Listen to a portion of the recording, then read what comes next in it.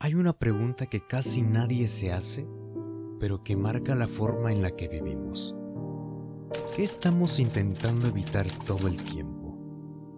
Porque si uno observa cómo se comporta el ser humano moderno, se da cuenta de que casi nunca está quieto. No en el sentido físico, sino mental. Vivimos en una constante búsqueda de estimulación. Revisamos el celular cada pocos minutos, nos ponemos música aunque no querramos escuchar nada, abrimos videos en segundo plano mientras cocinamos, nos perdemos en redes, en series, en videojuegos, en cualquier cosa que nos saque de ese incómodo momento en el que estamos a solas con nuestros pensamientos. Pero, ¿por qué? ¿Qué hay de tan perturbador en el hecho de simplemente estar presentes sin hacer nada? ¿Qué sentimos que puede pasarnos si dejamos de entretenernos, de distraernos, de ocuparnos? Esta pregunta no es nueva. En un estudio realizado por el psicólogo Timothy D. Wilson en la Universidad de Virginia en el año 2014, demostró que más del 67% de los hombres y 25% de las mujeres preferían recibir una descarga eléctrica antes que quedarse 15 minutos a solas con sus pensamientos. No se trata de una metáfora. Literalmente prefirieron un estímulo doloroso antes que el silencio interior. La pregunta que nace es simple pero profunda. ¿Por qué nos incomoda tanto estar con nosotros mismos? Vivimos en una era hiperconectada, rodeados de entretenimiento constante, videojuegos, redes sociales, series, música, notificaciones, podcasts. La multitarea es la nueva normalidad. Pero esta hiperconectividad tiene un costo invisible, y ese costo es la desconexión de uno mismo. Este video no es sobre cómo dejar de usar redes ni de demonizar a los videojuegos. Es sobre entender por qué nos resulta tan difícil estar a solas, sin ruido, porque quizá no estamos simplemente pasando el tiempo, estamos escondiéndonos de algo. Para entender este comportamiento hay que volver a lo más básico del ser humano. El cerebro está diseñado para sobrevivir, no para ser feliz. Y el silencio para nuestra mente primitiva puede ser una señal de amenaza. En la antigüedad, un ambiente sin ruido podía significar que un depredador se acercaba. Hoy no hay tigres, pero ese impulso sigue vivo. El silencio activa la introspección, y la introspección nos enfrenta a pensamientos reprimidos, a angustias, a decisiones que no hemos tomado. Existe un miedo latente a lo que puede emerger cuando no hay nada que lo oculte. La mente humana tiende a evitar el vacío, pero no por aburrimiento. La evitación es emocional.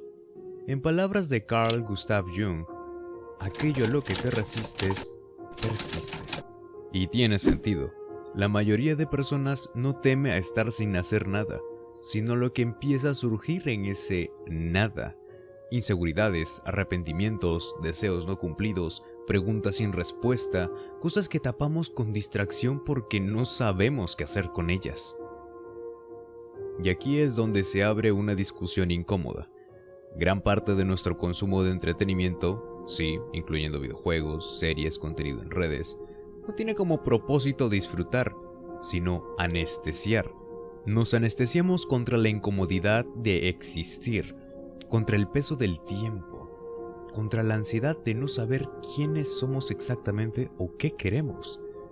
Si esto suena exagerado, pensemos en lo siguiente. ¿Cuántas veces al día abrimos el teléfono por costumbre, sin motivo real? ¿Cuántas veces saltamos de app en app sin decidir conscientemente hacerlo? Hay una diferencia entre buscar distracción y necesitarla desesperadamente para no pensar. No es solo una cuestión psicológica, hay una dimensión filosófica. El entretenimiento masivo en exceso puede adormecer la voluntad. Ya no sentimos urgencia por mejorar, por pensar, por actuar. Lo urgente se convierte en ver el siguiente episodio. Esto no significa que todo entretenimiento sea alienante. Significa que necesitamos conciencia, intención, saber por qué hacemos lo que hacemos. Como dijo Viktor Frankl, psiquiatra y sobreviviente del Holocausto, cuando una persona no puede encontrar un profundo sentido de propósito, se distrae con el placer. La neurociencia también ha notado esto. Cuando el cerebro entra en lo que se llama modo por defecto, un estado que ocurre cuando no estamos enfocados en una tarea específica, comienza a activarse una red neuronal conocida como red por defecto. Y lo curioso es que, cuando esta red se activa, los pensamientos tienden a volverse autorreferenciales. Es decir, comenzamos a pensar en nosotros mismos, nuestros errores, nuestras metas, nuestras relaciones. Para muchos eso no es agradable. Por eso huimos de ese estado, sin siquiera saber que lo estamos haciendo.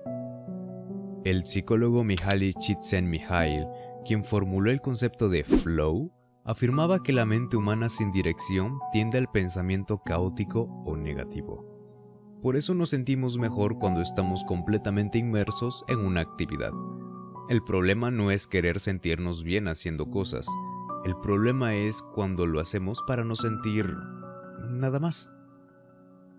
Y aquí es donde, por ejemplo, los videojuegos entran como una especie de refugio moderno. No solo por la dopamina inmediata que ofrecen, sino porque nos dan estructura, objetivos claros, reglas, retroalimentación. En la vida real, todo eso es difuso, ambiguo, lento. Un videojuego te da un propósito, una narrativa, un motivo para actuar. Pero, ¿qué pasa cuando los videojuegos dejan de ser una actividad divertida y se convierten en una necesidad constante para no lidiar con lo demás? Cuando se vuelven el medio para no tener que pensar en tu futuro, en tus relaciones o en tu salud emocional. Esto no es un ataque a los videojuegos, al contrario, tienen el potencial de ser experiencias profundamente significativas. El problema surge cuando se usan como disfraz, como cualquier otro tipo de evasión: comer sin hambre, trabajar sin pausa, revisar notificaciones que no importan. Los videojuegos pueden volverse una armadura contra el malestar emocional, y no hay nada más peligroso que una armadura que se vuelve parte de tu piel. Uno de los efectos más sutiles de esta evasión constante es la desconexión emocional. Ya nos sentimos con profundidad, nos cuesta aburrirnos, pero también nos cuesta disfrutar. La dopamina ya no tiene el mismo efecto. Necesitamos más estímulos, más rápido, más intensos, como si el alma hubiera perdido la sensibilidad y solo reaccionara ante lo extremo. A esto lo podríamos llamar desensibilización hedónica. Es cuando el sistema de recompensa del cerebro empieza a saturarse, lo cotidiano deja de ser suficiente y lo profundo se vuelve incómodo. Y entonces volvemos a la pregunta original: ¿qué estamos intentando evitar todo el tiempo? ¿La soledad? ¿El miedo a fracasar? ¿El recuerdo de algo que hicimos o nos avergüenza? ¿O simplemente el vacío existencial de no saber por qué hacemos lo que hacemos cada día? Sea lo que sea, lo estamos cubriendo con capas de distracción, una encima de otra, hasta que ya ni siquiera recordamos qué había debajo. Pero hay un punto interesante aquí. No todo el tiempo evitamos por miedo. A veces lo hacemos por hábito. El hábito de estar ocupados, el hábito de no parar. La filosofía de Byung-Chul Han habla de la sociedad del rendimiento, donde cada persona se convierte en su propio explotador. Nunca descansamos del todo, nunca nos aburrimos del todo. Vivimos en un entretiempo constante, no haciendo nada, pero tampoco estando presentes. La clave quizá no esté en dejar de distraernos, sino en saber cuándo lo estamos haciendo por elección y cuándo lo hacemos por necesidad. La diferencia es inmensa. Distraerse con conciencia es placer. Distraerse por impulso es una forma de huida.